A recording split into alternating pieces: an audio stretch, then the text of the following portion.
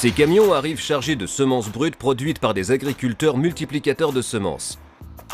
Fiers de leur travail, ils ont pris tout le soin nécessaire pour produire une semence de qualité du semis à la récolte. Leurs parcelles ont été contrôlées et acceptées. Toutefois, la semence brute est encore loin de posséder les qualités nécessaires pour être une semence certifiée. Dès son arrivée à la station de semences, le lot est identifié. Sa traçabilité sera sans faille jusqu'à l'ensachage.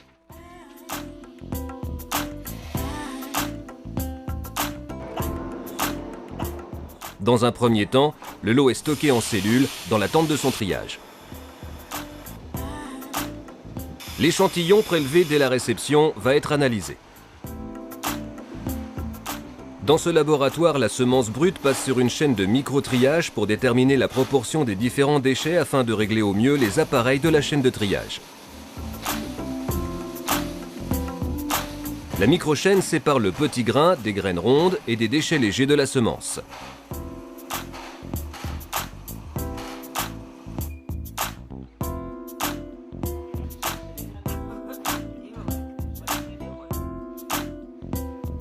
Une technicienne de laboratoire analyse ensuite le lot de semences pour y comptabiliser les grains fusariés, germés et d'autres graines indésirables comme la folle avoine ou la ravenelle.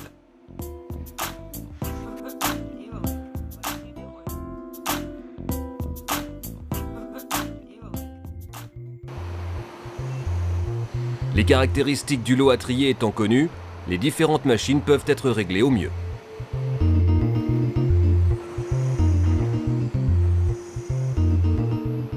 Pour obtenir une semence pure, les éléments de la chaîne de triage vont agir sur les caractéristiques physiques des graines et des déchets à éliminer.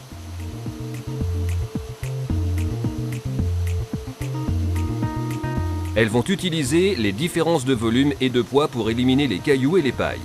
Et pour les graines indésirables, les différences de forme, largeur, longueur, épaisseur, densité et couleur. C'est le passage dans une succession de machines qui va permettre l'élimination de tous les déchets. Chacune d'entre elles joue sur une ou plusieurs de ces caractéristiques physiques. La première de ces machines va dégrossir le travail, c'est le pré-nettoyeur. Le flux de grains va passer sur différentes grilles qui vont retenir ou laisser passer les déchets. Le travail est complété par l'aspiration des déchets légers. La deuxième des machines à intervenir concerne les céréales aristées comme l'orge, c'est l'ébardeur.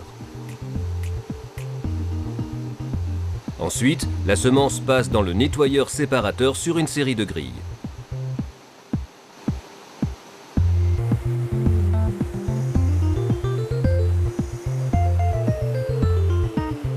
Le bon grain traverse les grilles à gros trous mais est retenu par les grilles à petits trous. Les déchets légers sont mis en suspension puis aspirés. Les gros déchets et grosses graines indésirables sont retenus par les grilles à gros trous puis éliminés. Les petits déchets et petites graines de mauvaises herbes passent à travers toutes les grilles puis sont éliminés.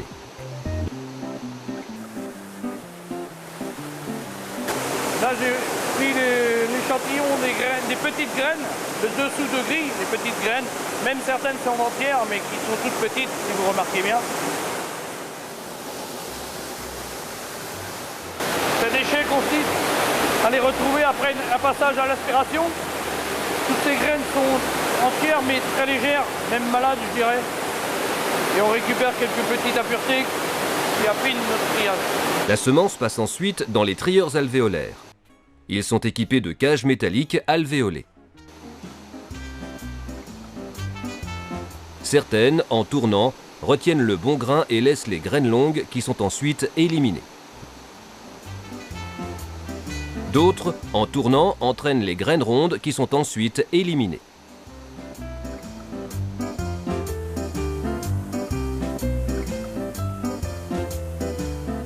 Alors là, voilà les déchets sortis alvéolaires en graines longues.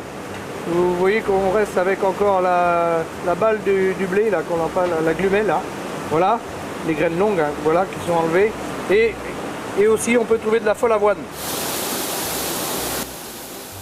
Ceci consiste à enlever les graines cassées en deux, des petites graines qu'on appelle. des grains cassés ou éventuellement aussi Gaillet et Veste, comme vous remarquez ici. On a une présence. À la sortie du trieur alvéolaire, la semence est dirigée vers la table densimétrique où elle va subir un triage essentiel. Cet appareil permet d'éliminer des graines ayant les mêmes dimensions que la bonne semence mais présentant une densité plus faible. Comme l'indique cette animation, un courant d'air circule à travers la masse du grain et favorise la séparation des grains légers et des grains lourds. Les grains lourds restent davantage en contact avec la table et se déplacent vers les sorties hautes. Les grains légers entrent en suspension et s'écoulent vers les sorties basses. Nous arrivons à la dernière étape, la partie table densimétrique. Cette partie-là très importante pour la bonne semence.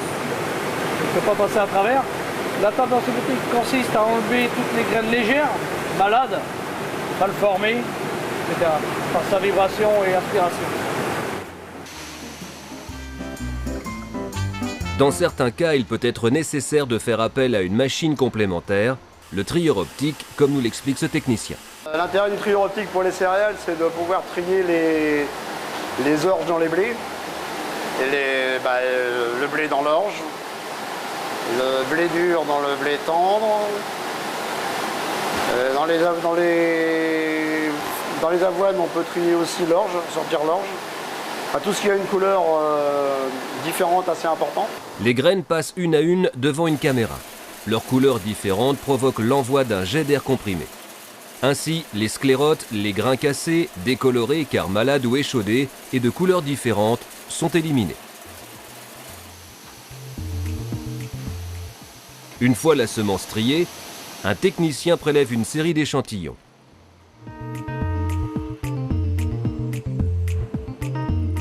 Ils sont assemblés et mélangés puis divisés pour disposer de sous-échantillons représentant fidèlement la qualité d'un lot. Ils sont ensuite analysés pour vérification en regard des exigences de qualité. Si la semence a passé avec succès les contrôles au laboratoire, elle pourra être traitée. Les produits de traitement sont entreposés dans un local spécifique évitant toute possibilité de diffusion dans l'environnement. En fonction des commandes des agriculteurs, le lot de semences va recevoir une protection spécifique. Ce traitement se réalise dans des conditions strictes de sécurité pour les opérateurs et l'environnement. Il existe deux types d'appareils de traitement, soit en flux continu, soit en flux discontinu, comme dans cet exemple.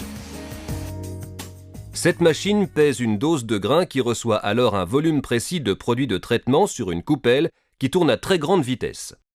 Elle assure une bonne répartition du produit de traitement à la surface de chaque grain, à la bonne dose, ce qui garantit l'efficacité de la protection.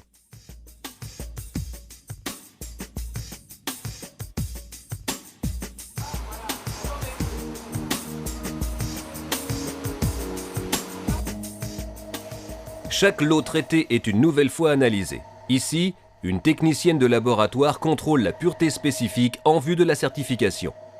Elle comptabilise l'éventuelle présence de graines étrangères. Les lots hors normes seront refusés.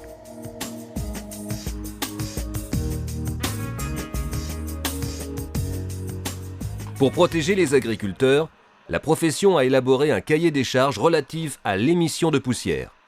Cette technicienne de laboratoire vérifie que la quantité de poussière émise lors des manipulations de la semence et au semis est inférieure au seuil prescrit.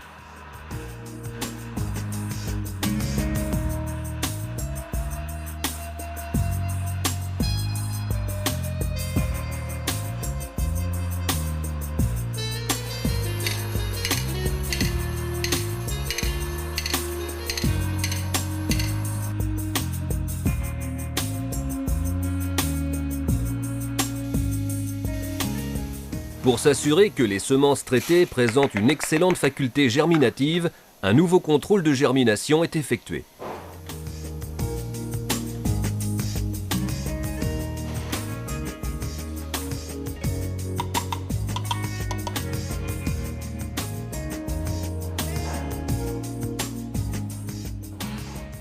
Des boîtes de 100 grains sont placées en chambre de germination durant 7 jours.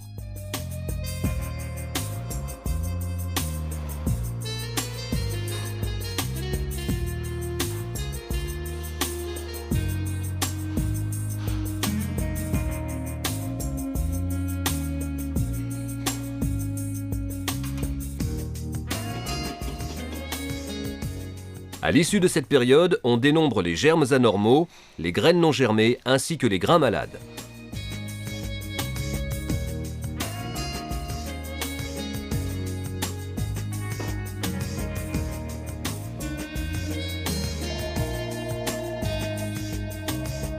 Pour effectuer des semis précis, les agriculteurs ont besoin de connaître le poids de 1000 grains de leurs semences.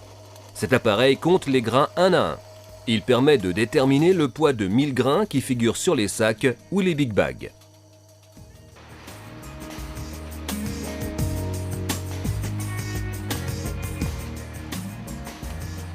Sur la sacherie, le certificat bleu du SOC atteste du respect des normes officielles de certification, comme par exemple la faculté germinative qui doit être au minimum de 85%.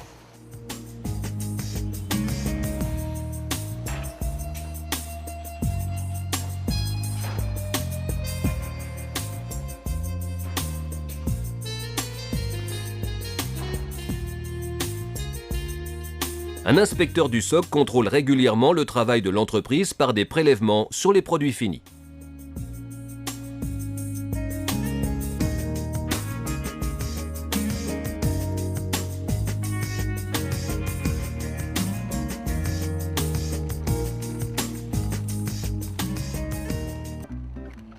Les entreprises de semences sont organisées pour livrer une grande diversité de commandes en variété, en protection, en conditionnement, et ceci avec une grande réactivité.